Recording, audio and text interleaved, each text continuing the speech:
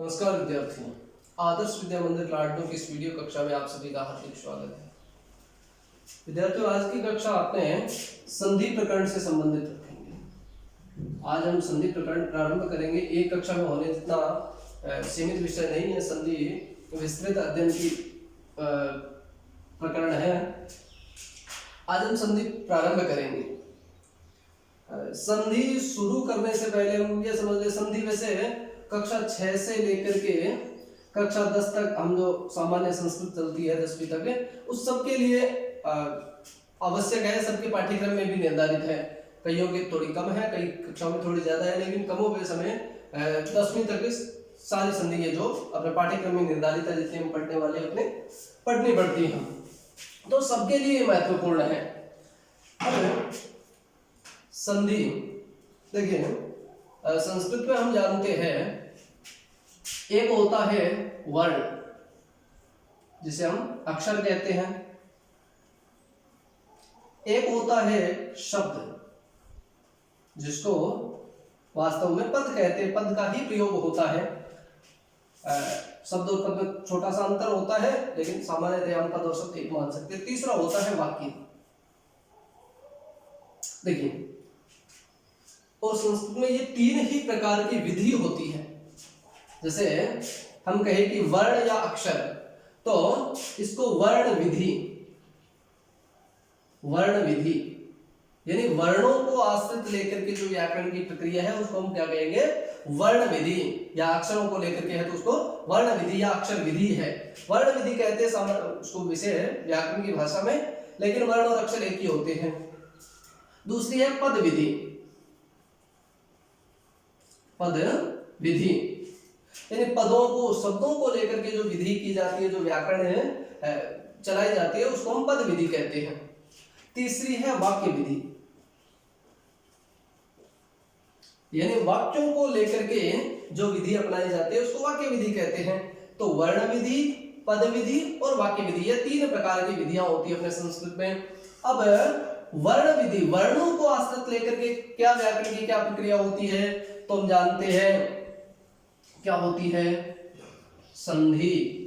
संधि किसके अंतर्गत आती है, वर्ण विधि के अंतर्गत। यानी वर्ण विधि किस कहेंगे, इसका मतलब हम क्या पढ़ रहे हैं, संधि। यानी संधि जो होती है वो किसमें होती है, वर्णों में ही होती है, अक्षरों में होती है, शब्दों में नहीं होती। जैसे मैं आपको उदाहरण दूं कि विद्या धन आलय, ये मैंने आपको उदाहरण दिया। इधर आ है, इधर आ है। अब ये हम ये नहीं मान सकते कि ये विद्या शब्द है या आलय उन दो शब्दों के बीच में नहीं हो रही है। हमें केवल इधर का जो आ है दे भी नहीं देखना है, केवल आ, और इधर का भी केवल आ। यानी इन दो अक्षरों के, दो पदों के, दो वर्णों के ही बीच में इसका जो मेल हो रहा है, तो ये जो संधि हो रही है वो केवल इन दो के बीच में हो रही है, इसलिए यह वर्ण विधि है। अस्तु, तो संधि वर्ण विधि है। दूसरी शब्द विधि, जिसको पद विधि होती है, यानी शब्दों के अंदर जो होती है उसको पद विधि कहते हैं। अब हम जानते हैं समास। समास कभी भी अक्षरों के बीच नहीं होता है। अक्षर शब्द जो समास जो है वो दो पदों के बीच होता है। जैसे उपकृष्णम, तो ये कृष्णस्य समीपम, कृष्णस्य समीपम, ये इन दो पदों के बीच हुआ है। समास जो हुआ है ये नहीं कि इसका ये या इसका से, ऐसा किसी अक्षर को मान करके नहीं होता, ये दोनों ही शब्दों को मान करके हुआ है। तो ये हो गई पद विधि, यानी समास जो होता है वो पद विधि पर आश्रित होता है। और तीसरी है वाक्य विधि। वाक्य के अंदर जो व्याकरण की प्रक्रिया है वो वाक्य विधि कहलाती है। और वाक्य विधि के अंतर्गत हम पढ़ते हैं कारक। जैसे अहम पुस्तकम पठामि, ये जो मैंने वाक्य लिखा अहम पुस्तकम पठामि, ये वाक्य है। इसके अंदर हम अगर केवल अहम लिखते हैं या केवल पुस्तकम लिखते हैं तो ये केवल ये सर्वनाम है, ये संज्ञा है, लेकिन ये वाक्य के अंतर्गत क्या हो गया, ये कर्ता है, ये कर्म है, ये क्रिया है। ये जो है कारक जो होता है, इसके अंदर कारक नियोजन है, वो वाक्य के अंदर ही हो सकता है। ये नहीं कि ये कर्ता, केवल अहम जो है वो कभी कर्ता कारक नहीं हो सकता। क्रिया लग करके जो वाक्य पूरा बनेगा उसी के अंदर जो हम कारक लगा सकते हैं। ये नहीं कि तृतीया विभक्ति है लगी हुई है कहीं पर भी तो उसको कारण कह सकेंगे। तो ये तीन प्रकार के अपने विधि है, क्योंकि सामान्य सी बात है, भाषा पढ़ते हैं तो भाषा की अध्ययन क्रम भी यही होता है। सबसे पहले हम अक्षर सीखते हैं, विद्यालय में जाते हैं तो सबसे पहले हमें क ख ग अक्षर सिखाए जाते हैं, उसके बाद में छोटे शब्द सिखाए जाते हैं और उसके बाद में वाक्य। तो ये भाषा का क्रमिक विकास भी है, क्रमिक अध्ययन है, जो अध्ययन करते हैं उसका क्रम भी है। तो शब्द वर्ण विधि, पद विधि और वाक्य विधि, ये तीन प्रकार की विधियां हैं। तो इनमें से जो संधि है वो वर्ण विधि है। पहली बात अपने क्लियर हुई कि संधि कहाँ होगी, वर्णों के बीच। अस्तु,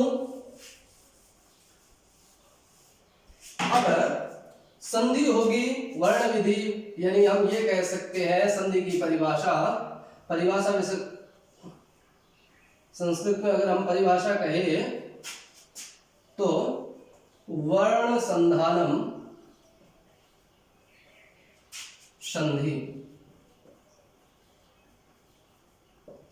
वर्ण संधानम संधि, वर्णों का एक साथ आना, सानिध्य होना ही क्या होता है, संधि। हिंदी में कहें तो हम दो वर्णों के परस्पर का मतलब आपस में, एक दूसरे से, आपस कह सकते हैं, आपस में, तो दो वर्णों के परस्पर मेल यानी मिलना, मिलना, दो वर्णों के परस्पर मेल से उत्पन्न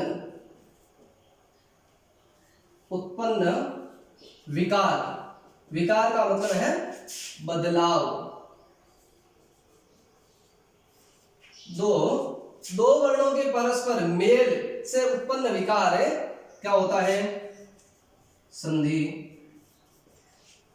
दो वर्ण यानी दो अक्षर आपस में जब मिलते हैं तो उनके मिलने से जो विकार आता है, जो बदलाव आता है, उसको हम क्या कहते हैं, संधि। कई बार बदलाव नहीं आता है, तो बदलाव नहीं आने की दो ही स्थितियां होती है। एक तो संधि नहीं होना, जिसको हम प्रकृति भाव संधि कहते हैं, और दूसरी है केवल संयोग हो जाता है, जैसे क धन ए, यहाँ पर कोई संधि नहीं है, क आधा था, इस स्वर का अभाव था, स्वर मिल गया, कोई दिक्कत नहीं है। ये भाषा की सामान्य सी बात है, इसमें कोई हम संधि नहीं कर रहे हैं। तो परिभाषा संधि की हम देखें तो वर्ण संधानम संधि, दो वर्णों के परस्पर आपस में मेल को ही क्या कहते हैं, मेल से उत्पन्न जो विकार होता है उसको संधि कहते हैं। अब दो बातें हमारे क्लियर हो गई, एक तो कि संधि जो होती है वो वर्णों में होती है, और संधि की परिभाषा क्या होती है, दो वर्णों का मिलना आपस में। ठीक है, अब हम बात करते हैं कि भाई हमने बात की कि संधि होती है वर्णों में।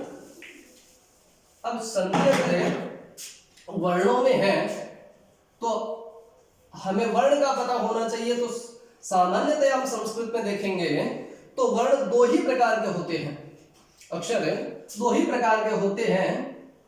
एक तो होते हैं स्वर अक्षर और दूसरे होते हैं व्यंजन अक्षर। ठीक है, स्वर अक्षरों को हम अच कहते हैं और व्यंजन को हल। ठीक है, तो एक तो स्वर अक्षर होते हैं, दूसरे व्यंजन अक्षर होते हैं।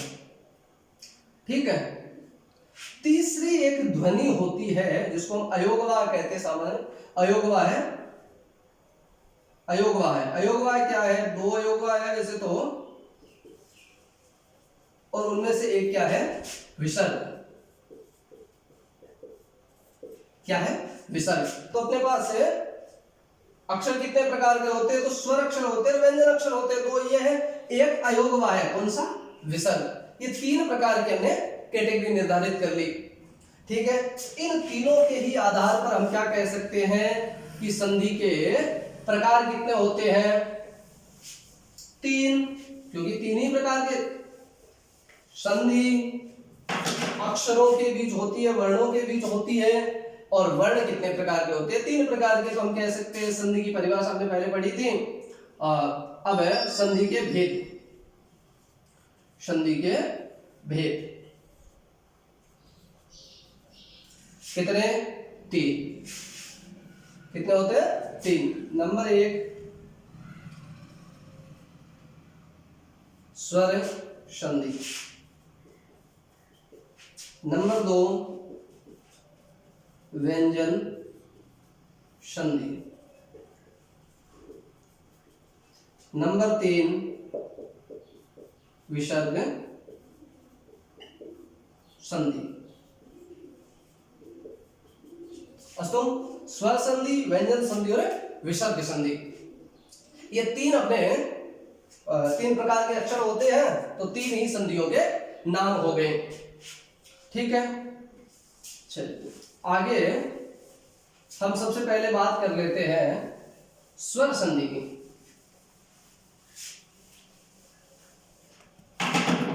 सबसे पहले बात करते हैं हम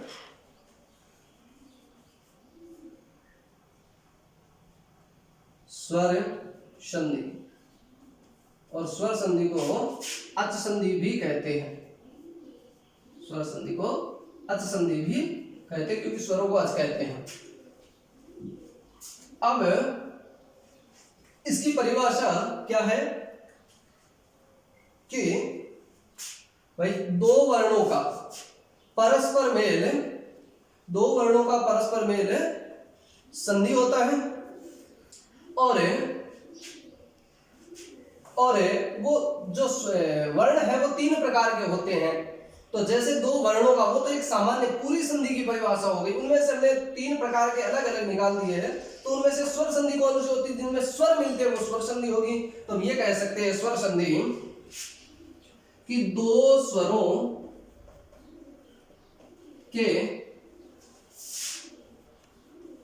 परस्पर मेल से उत्पन्न विकार स्वर संधि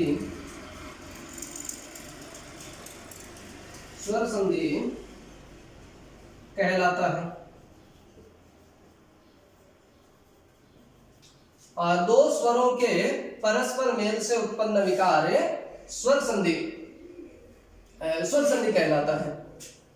अब स्वर संधि, अब हमने पहले पढ़ा कि संधि के भेद, यानी जो पूर्ण संधि है उसमें तीन ही प्रकार के अक्षर, तो तीन प्रकार से बढ़ा।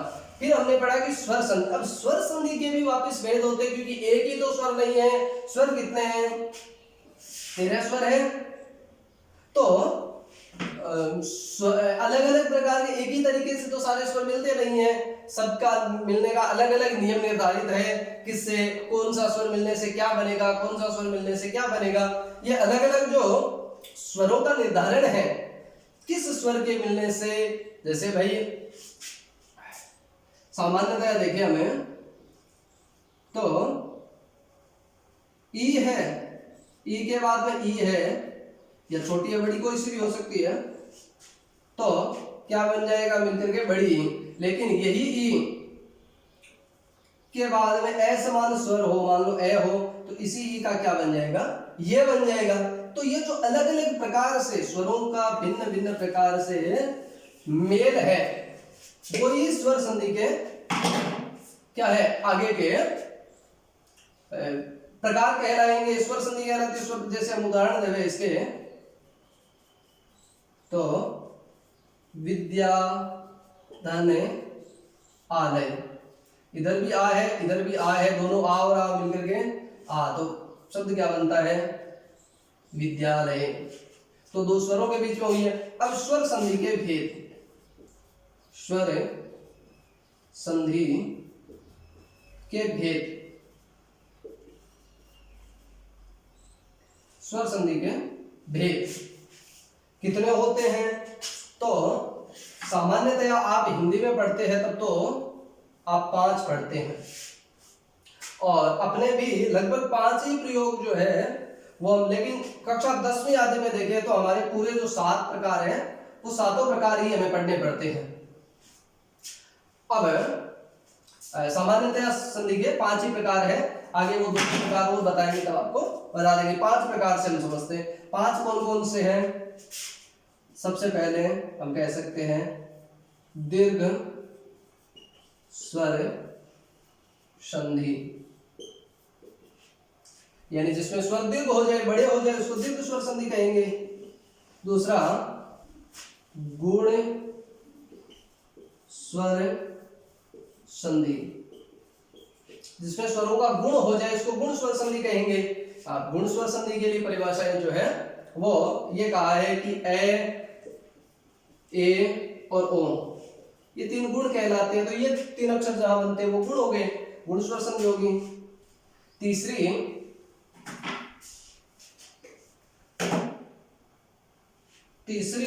जो संधि है वो है वृद्धि स्वर संधि, यानी जहां स्वरों में मेल से वृद्धि होगी उसी को हम वृद्धि स्वर संधि कहेंगे। वृद्धि अक्षर कौन कौन से होते हैं? तो व्याकरण की भाषा में आ, आई और औ, ये वृद्धि अक्षर है। जहां पर आई, औ और आ से आर आदि बनते हैं वो वृद्धि संधि कहलाती है। चौथे नंबर पर है यण स्वर संधि, जहां पर स्वरों का यण हो जाता है। यण का मतलब है या, र, ल और व, इसको यण कहते हैं। या, र, ल को क्या कहेंगे? यण कहेंगे। तो जहां पर स्वरों का य है, रे है, ल है, व है, ये जो बन जाते हैं उसको यण संधि कहेंगे, यण स्वर संधि। और जो 5वें नंबर पर है अयादि स्वर संधि, यानी जहां ऐ, आव, आय, आव ये आदेश जहां पर हो जाते हैं उसको अयादि स्वर संधि कहेंगे। अस्तु, ये 5 भाग हैं। अब अगर हम 7 के बारे में बात करें तो सामान्यतया तो 5 ही पढ़ने पड़ते हमें, लेकिन जो 10वीं आदि कक्षाओं में 7 भेद है उसके आधार पर हम ये कह सकते हैं पूर्व रूप संधि और 7 नंबर पे है पर रूप संधि। पूर्व रूप संधि और पर रूप संधि, जब इन दोनों संधियों को और मिला देंगे तो 7 संधियां हो जाएगी। कक्षा 9 में एक संधि नाम और भी आता है, वो है प्रकृति भाव संधि। ये व्याकरण की भाषा में हम जब 5 संधियां पढ़ते हैं तब इसका नाम आता है। 9वीं कक्षा में ऐसा लिखा हुआ है तो हम ये कह सकते हैं प्रकृति भाव संधि का मतलब है कहीं जहां पर संधि नहीं होती है, जैसा है वैसा का वैसा रहना ही, अपनी मूल प्रकृति में रहना ही प्रकृति भाव संधि है। तो संधि के हमें सामान्यतया कितने भेद होते हैं? अगर 8वीं कक्षा तक हम बात करें तो कितने, स्वर संधि के कितने भेद होते हैं? 5 भेद होते हैं। 10वीं कक्षा में कितने होते हैं? 7 भेद हमें पढ़ते हैं। अस्तु, यहां तक की बात आपको समझ में आई होगी। आगे हम इन 7 ही संधियों को क्रम से आगे पढ़ते जाएंगे आगे की कक्षाओं में। हरिओम।